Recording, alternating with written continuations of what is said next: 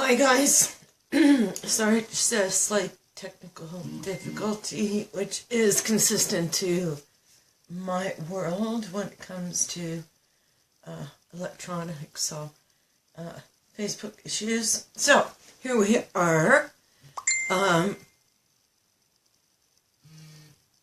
If you are just joining in, hang on a second. Oh my gosh.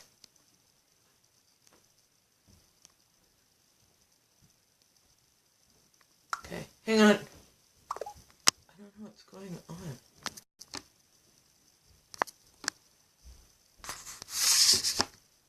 Okay, good. Technical difficulties as always. So I decided this week, Facebook Live, we're going to do it tonight because tomorrow's Valentine's Day, another Hallmark holiday, if you will. So tonight, in the essence of Valentine's, I'm going to talk to you about soulmates and the good parts about them, the bad parts, and the ugly parts. So first of all, I, out of curiosity, Googled, the definition of soulmate. So, of course, there was 500,000 of them, different websites. But the Webster's dictionary was a person ideally suited to another as a close friend or romantic partner. That's true. However, ideally suited doesn't necessarily mean awesomeness and happily ever after, which we're going to talk about. And then I found this quote that I thought was really applicable. A soulmate is someone who has the lock that fits your keys and the keys to fit your locks, which I found was a little more appropriate. Soulmates, as much as we like to think they are on the beach and white horses and sweeping you off your feet and living happily ever after. Quite often it starts out that way with soulmates, but doesn't always continue. So they're usually very intense, passionate relationships. And I'm going to talk mostly about partner soulmates tonight, because you've got tons of soulmates, including your family and stuff. So a soulmate is someone who is aligned with your soul.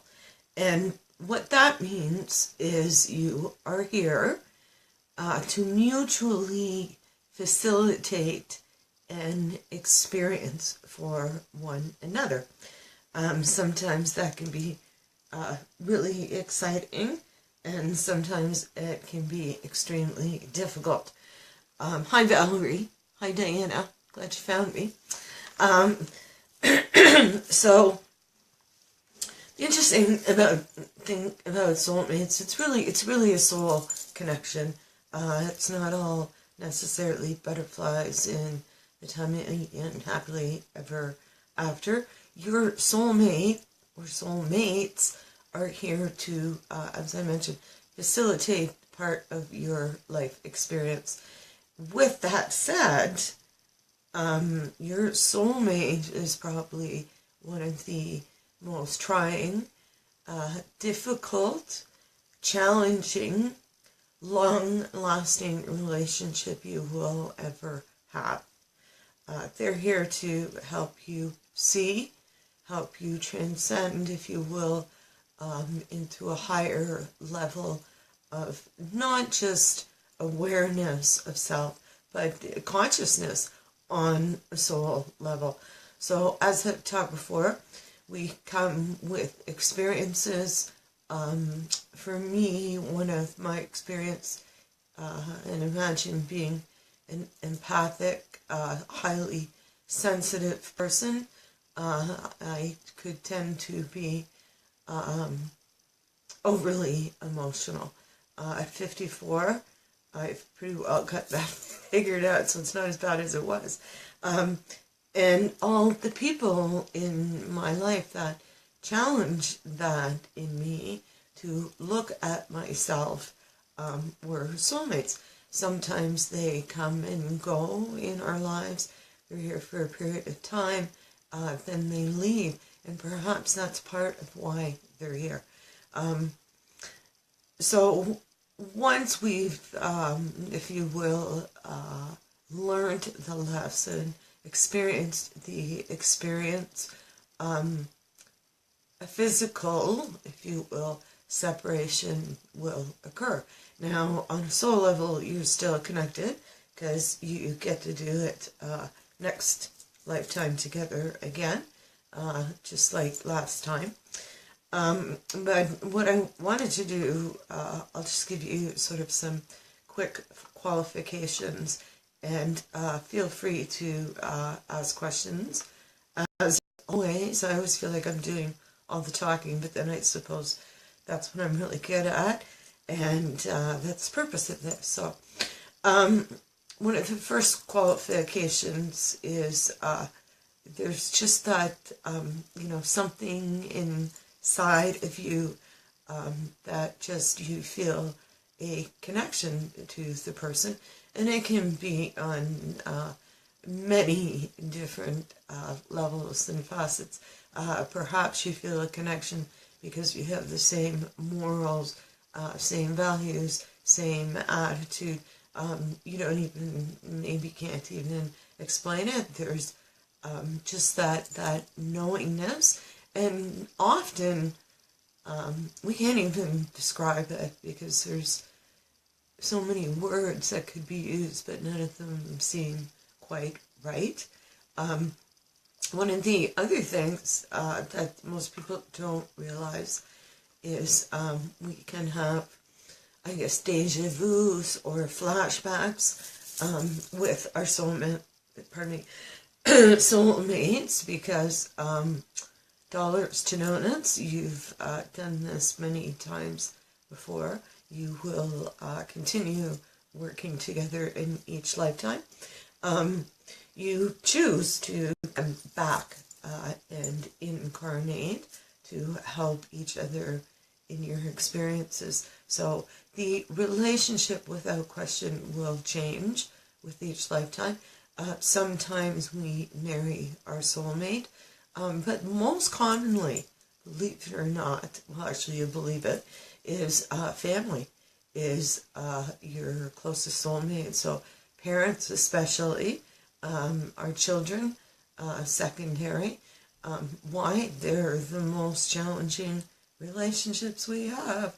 That goes without saying. So, the old "you can't pick your family" is not true. We do pick our family.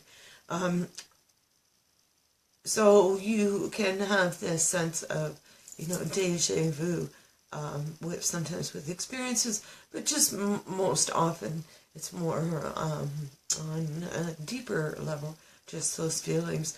One of the other things, you just get each other. Two people finishing each other's sentences. You can't help but to spend too much time together. You can have this with, again, not just your mate, but a best friend, a family member, a sister, your mother. All of this deeper sort of connection that you just can't get enough of each other, without question. You fall in love with your partner, soulmate, with like rose-colored glasses. You just don't see anything that you don't absolutely love and want to devour in this person, despite his or her flaws. But the fact is, no relationship's perfect. Even your soulmate, they're not meant to be perfect. They're meant to create the ups and downs in our life. However, in spite of that, even in the most difficult times, you just know you're going to be together. It's a bond that's very hard to break. We have a very hard time learning to accept, learning to love the other person's imperfections. And these imperfections just didn't appear. They've always been there. But most often there's just such a fireworks, deep connection that we don't see all that ugly stuff. Squeezing the toothpaste in the middle. That's one of my husband's.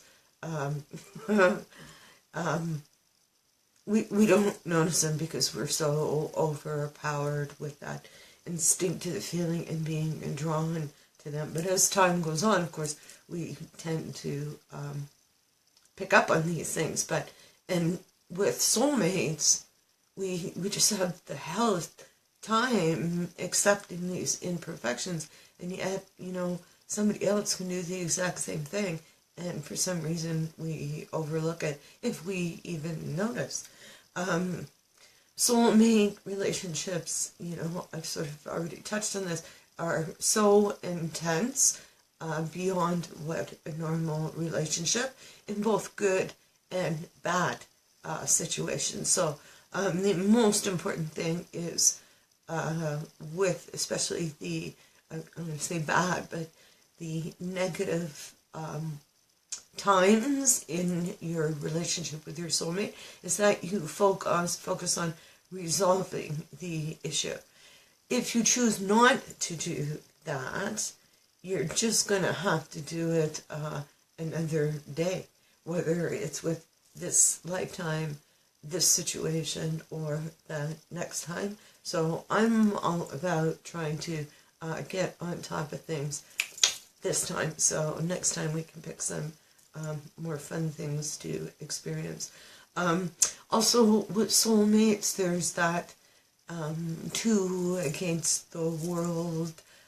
It's just you and me against everybody else, and we feel that link to each other. We feel like we can take on everything and anything, and often, and most of what I speak to everyone about is my own personal experiences. So especially in a long-term relationship, over time it gets kind of complacent, predictable. The fact is, though, when push comes to shove, you can reunite at that soul level and take your soulmate side and compromise or go at adversity in unity, and that's what matters. Your soulmate makes you feel secure and protected. Now, you may like to think they don't do enough for you, or they don't speak up enough for you, or they don't punch somebody out down the street because they said something not nice about you. But inside, deep inside, you know you are safe, you know you are secure, regardless. And again, I'm speaking mostly about our partners, but this one particularly comes into play with especially our parents, whether or not we feel safe, whether or not we feel secure, whether or not we feel protected. They make you feel like you have a guardian angel by your side that's right here with you. Soulmates are those relationships that we think we can live without, but the fact is, when you stop and think about it, you just know you're going to be together forever. because some level we know not only do we have to stick it out, but it's worth sticking it out for, and it's worth fighting for. One of the more common things about soulmates, when you first meet them, there's that instant chemistry, energy that you feel drawn to for whatever reason. There's that familiarity, been there, done that. There's that intensity, passion, all those wonderful things. One of the most common things, if you can think back and remember, or even going forward, soulmates have a tendency to look deeply into each other's eyes, even if it is just a casual relationship. It's that comfort, it's that confidence, and it's that knowingness. So, the importance, if you will, of our soulmate is actually to bring balance into not just our relationship, but into our life. They're here to bring the balance into whatever experience we are here for. If you are to experience forgiveness in this lifetime, perhaps your soulmate is the person you must learn to forgive. Or that person could be the one that's pushing you to forgive. Without question, your soulmates are here to challenge you. They're here to make you look at self. Our children are extremely good at that.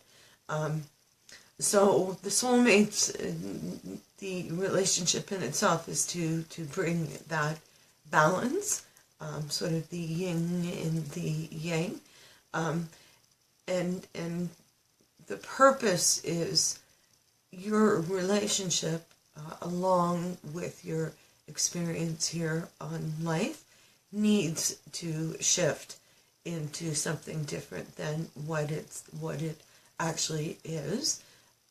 Otherwise, you would not be here together. One of the other things I want to mention as far as your soulmate goes, one of the things I find that's really important, regardless of what's going on, they're the person, as I said, that challenges you the most, but it's also that person that you can have a complete blast with doing the most stupidest, boringest, most mundane things. One of the most thrilling moments in my relationship is if I ask my husband if he'll go shopping with me on the weekend for whatever stupid reason. It's just spending that time together, almost in a place of silence, that we like. It's, running to the store for something, doing your taxes together, but for some reason you just have this level of fun. So that is the gist, so to speak, of soulmates. They mirror what it is we have to see, and with that they cause us the most grief, without question. So if anybody has questions or any examples they'd like to share at this point, feel free. Happy to answer them for you. And again, tonight, for the most part, I was looking at your relationship with your partners. Sometimes they're meant to be short-lived for whatever reason, and sometimes they can last a lifetime. Regardless, they're a necessary part of your life and part of your experience. So, hi Catherine, glad you joined us. So, I guess that's it. Unless you have some questions. Oh, March 15th, Newmarket Public Library. I just posted, Cat Knight just posted the event today. I'm going to be doing a talk, if you will, of 3 things your soul wants you to know. We're going to talk about soulmates a little bit further, more in depth. We're going to talk about your energy, your life path, all of those things. It's going to be an extremely inexpensive evening. I just feel that sort of calling to make the offer to people. I've noticed in the last little while that sometimes some things are so second nature to me, and yet not so obvious to other people. So I wanted to make that available. The event is $10, and after I cover the expense of the hall rental, I'm going to donate all the proceeds to the Rose of Sharon in Newmarket.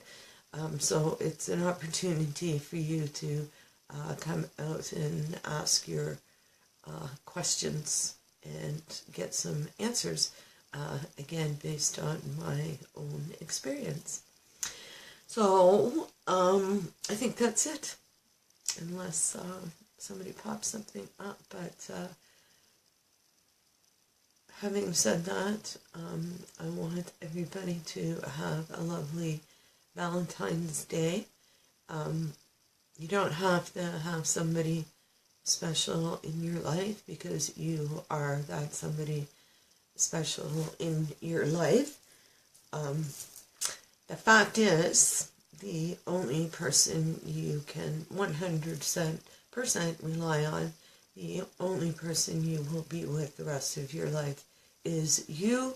So take some time to show yourself some love this week. So with that, I will say good night and have a great rest of the week. And I don't know where you're all from, but if you're getting as much snow as us, just hang in there because spring's coming soon. Okay, so peace, good night, and happy Valentine's.